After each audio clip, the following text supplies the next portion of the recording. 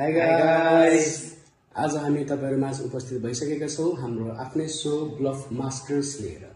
यसमा हामी के गर्छौं भन्दा हामीसँग आजको एपिसोडमा हुनुहुन्छ एकजना स्टार जो आजको लागि हुनुहुन्छ मिस्टर शुभम गुरुङ। उहाँले एउटा स्टेटमेन्ट दिनुहुनेछ जसलाई हामी मिलेर जज गर्नेछौं र उहाँले हामीलाई कतिको ब्लफ गर्न सक्नुहुन्छ त्यस आधारमा हामी उहाँलाई ब्लफ मास्टरको चाहिँ क्राउन प्रदान गर्नेछौं। हामीसँगै रहनु होला है त। ल सुरु गरौँ।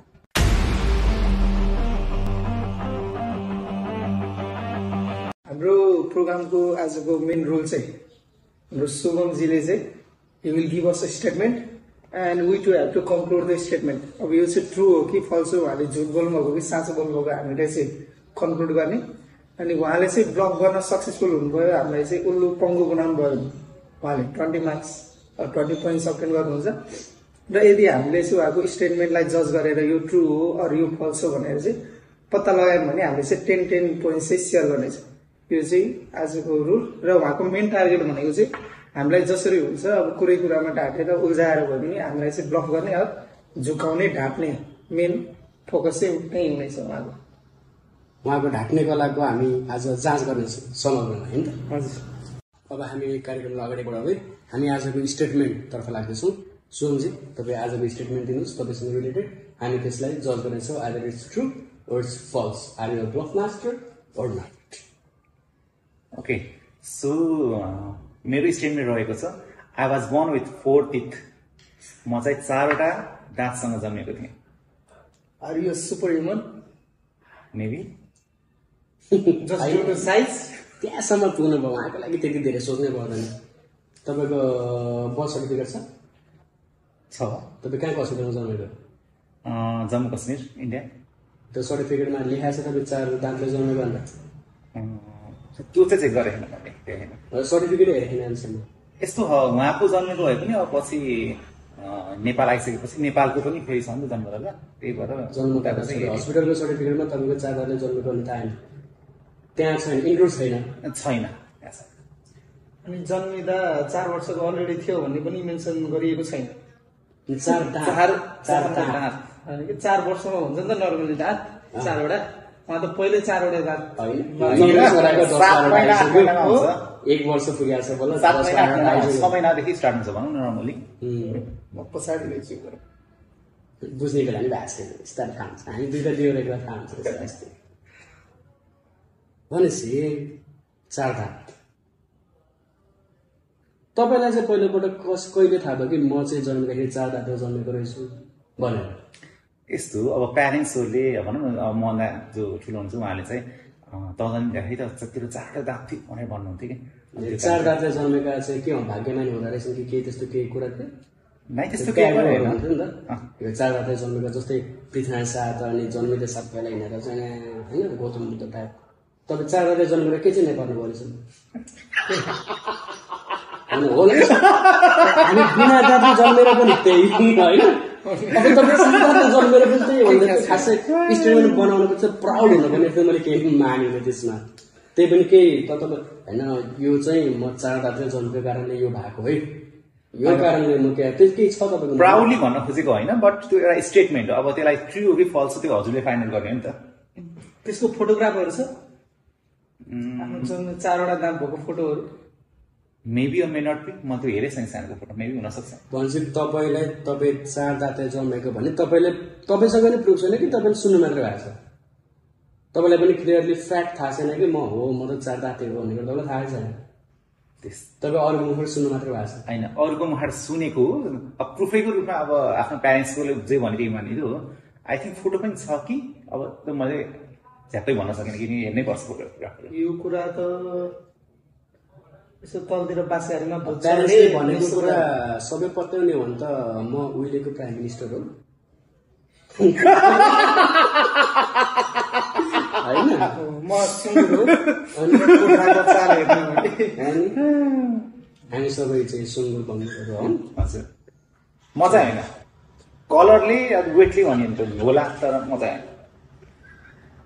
Leave that to us, we will जज द्याट। त्यो चाहिँ हामी जज गर्छौँ। अब 4 दाँत कुन हिसाबले तपाईको माथि मात्रै 4वटा दाँत निस्केको भन्ने कुरा हो कि माथि 2टा तल 2टा कि बङ्गारातिरको 2-2टा कि कसो? यस्तो होइन, मेरो चाहिँ माथिको 2टा अनि तलको 2टा गरेर। कुन चाहिँ एक्ज्याक्टली फ्रन्ट कि फ्रन्टको फ्रन्टको माथिको तलको 2टा माथिको जन्मिँदै 4 दाँत। हजुर। भनेपछि तपाईँको घर वरिपरि त्यो माटोमा कोतारेको काम सबै तपाईँको काम मजाले खाम भन्दा म जम्मू कश्मीरमा जन्मेको। यसो गर्ने त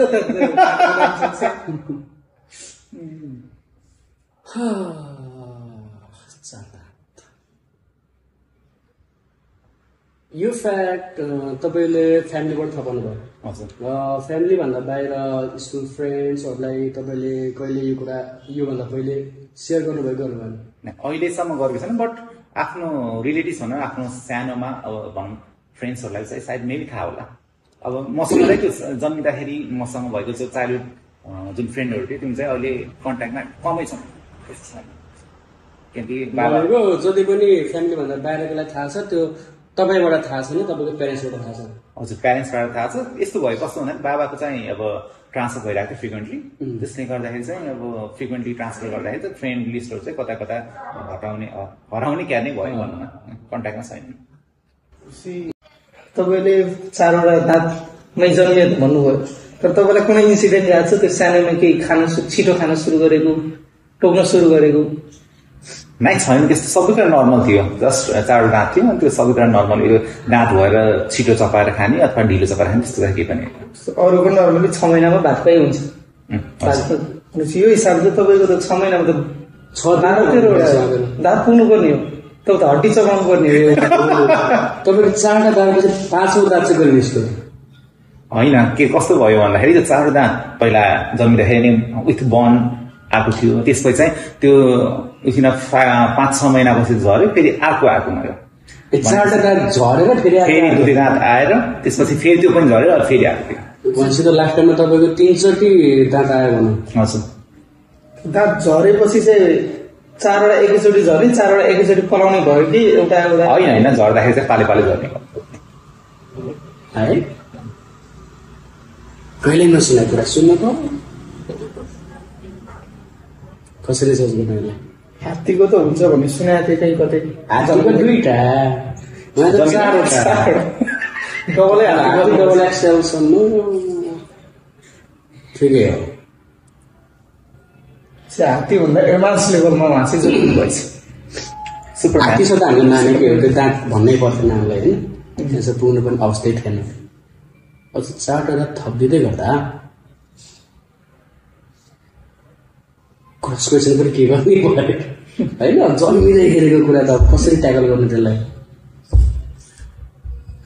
भनेपछि प्यारेन्ट्स फ्यामिली मेम्बरहरूलाई बाहेकहरू कसैलाई थाहा छैन। तपाईँहरूको उता जम्मू कश्मीरतिर यो हेराउने क्यारेन्ट चिने हेराउने भने के हुन्थ्यो कि हुन्थेन? तपाईँ चिनाएको छैन? कस्तो भने हामी चाहिँ नेपाली कम्युनिटी थियौँ त्यहाँ।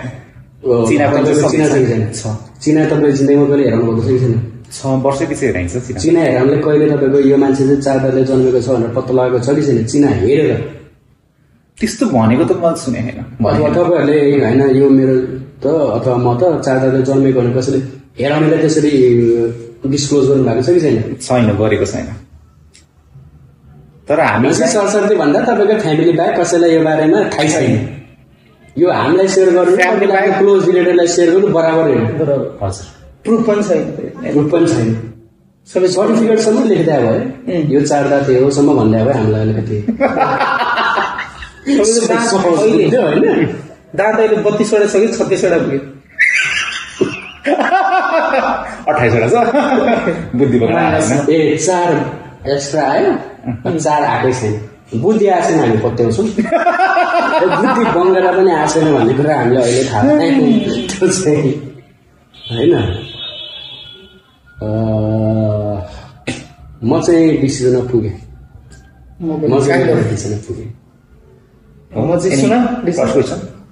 क्रस क्वेसन छैन। मेरो डिसिजन, मेरो कन्क्लुजन चाहिँ this statement is false.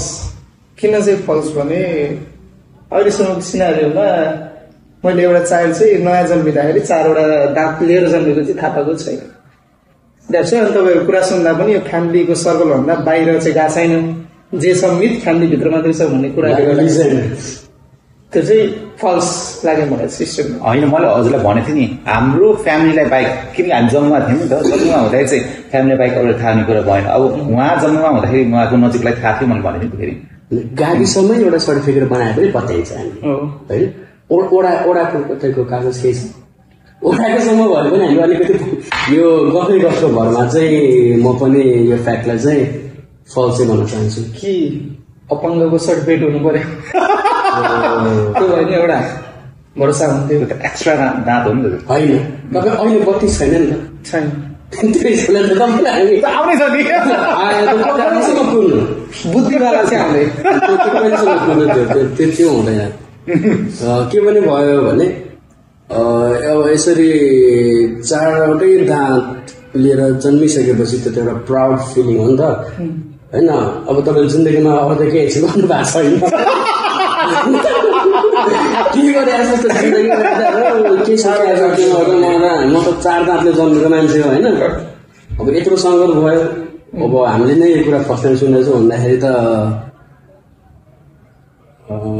I think it's false conclusion चाहिँ अब यदि यो ट्रु रहेछ भने चाहिँ हामी तपाईँलाई ब्लफ मास्टरको क्राउन दिन तयार छ हाम्रो पहिलो एपिसोड जुन नहोस् ओके सो हजुर दुवैजना एकदम एकदम एकदम सही गलत हुनुहुन्छ I was born with 4 teeth